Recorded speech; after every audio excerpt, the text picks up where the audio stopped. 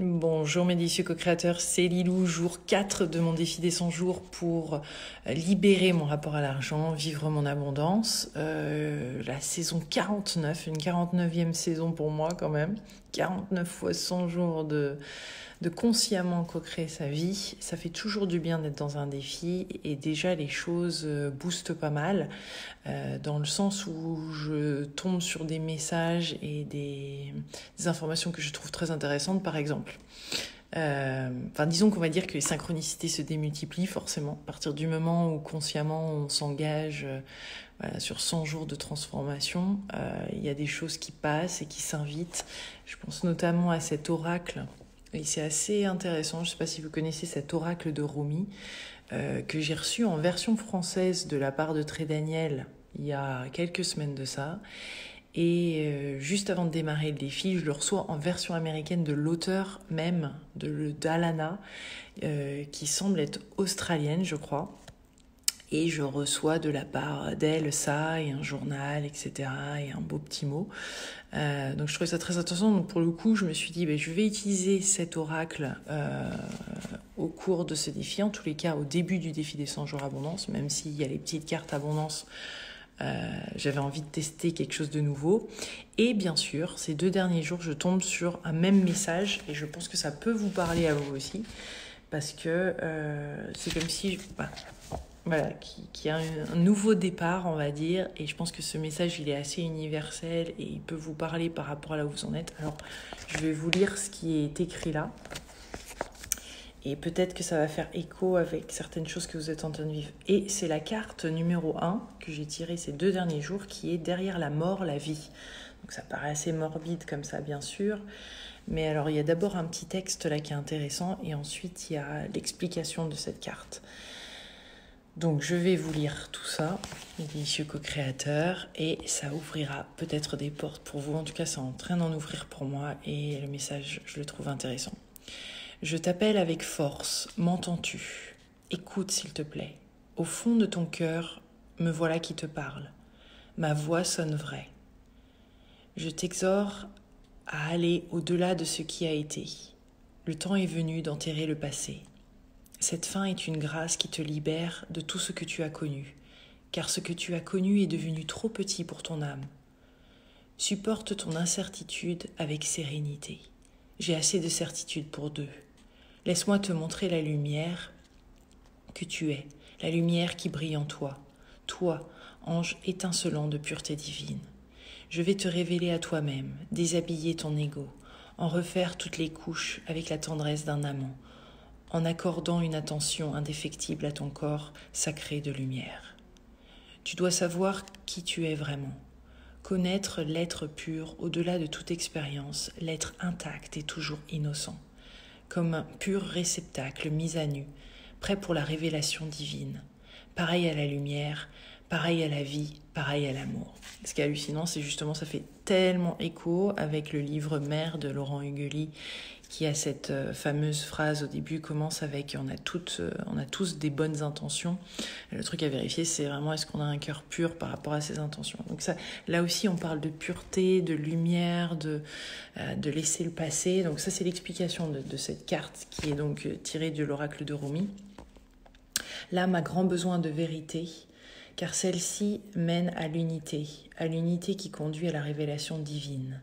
Le but de l'âme qui s'incarne en ce monde est de réaliser sa divinité dans le creuset sacré de la vie. Plus l'âme est vieille, plus elle s'approche de l'unité divine, et plus forte est sa détermination à se dépasser de ce qui empêche l'immersion complète et consciente de la présence divine. T'y voici. Maintenant, tu es une vieille âme qui se trouve à l'orée de quelque chose qu'elle a connu, prête à vivre une fin qui s'ouvrira sur un nouveau commencement. Peut-être es-tu déjà en train de t'abandonner, ou peut-être nourris-tu des craintes qui te poussent à résister face à l'inconnu qui s'ouvre devant toi. Quoi qu'il en soit, ce moment est en train d'arriver. Ton âme divine en a décidé ainsi, car elle veut faire grandir l'amour. Cette fin n'est pas une punition. Il n'y a rien à craindre. Il y aura peut-être de la douleur, des pertes ou des deuils. Il y aura peut-être des moments d'incertitude et de doute.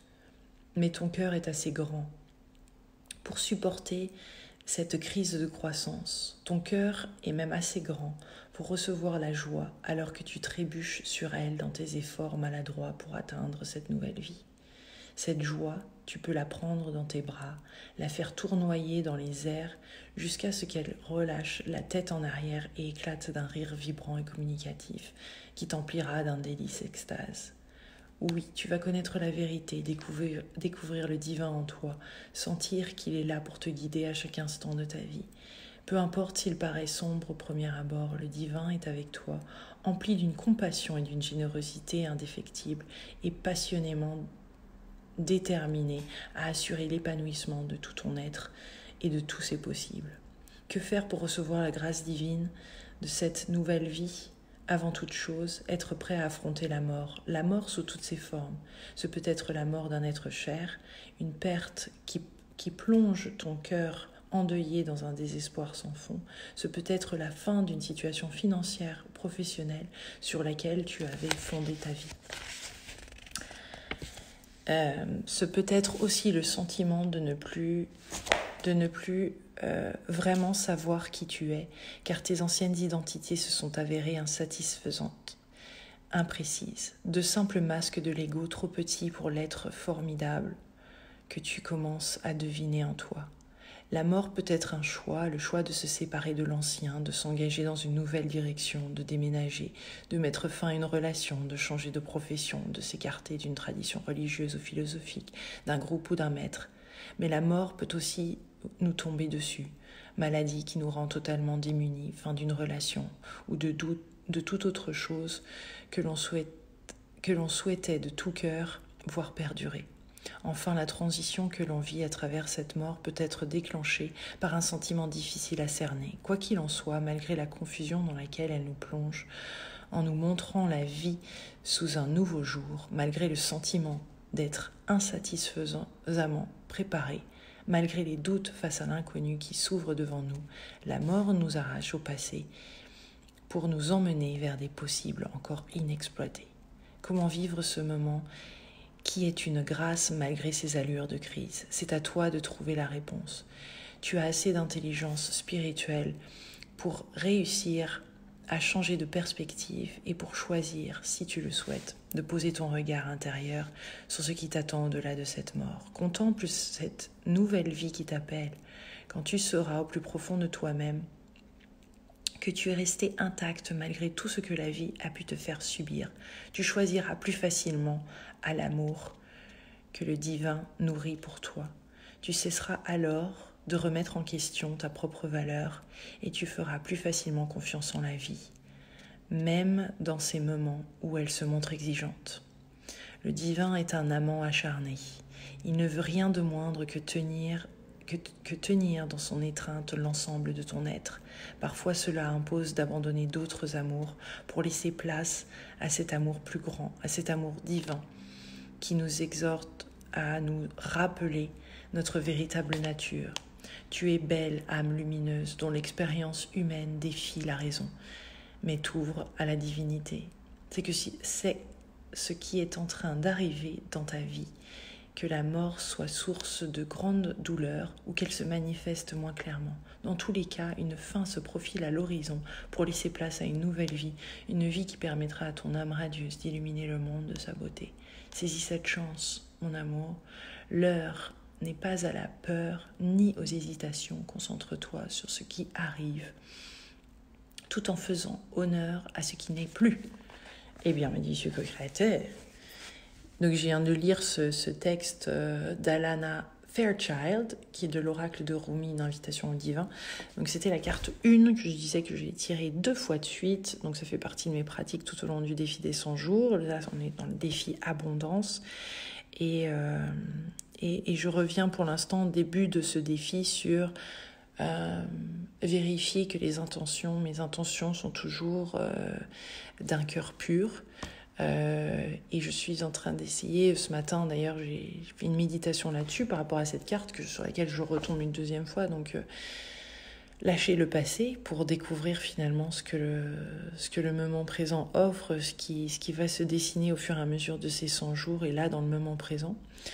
Donc voilà, je vais dire, je me sens au début de cette ouverture et avec curiosité, je regarde ce grand champ de vision sans savoir ce qui va s'y annoncer, et c'est déroutant et en même temps assez fascinant et stimulant, et mon esprit curieux essaye de deviner déjà à l'avance, mais finalement il n'y a que à vivre l'instant, cet instant, et découvrir ce qui va se présenter au fur et à mesure comme une délicieuse surprise. Voilà. Donc, jour 4 du défi des 100 jours abondance, il y a Christian Junot, qui est mon co-auteur du défi des 100 jours abondance, qui arrive tout à l'heure avec Anne Chantal. Ils arrivent de Biarritz, je crois qu'il a fait une conférence hier, il me semble, sur Biarritz. Donc on va avoir la chance de passer quelques jours ensemble. Ils vont surtout se reposer ici, parce que je crois qu'il y en a bien besoin.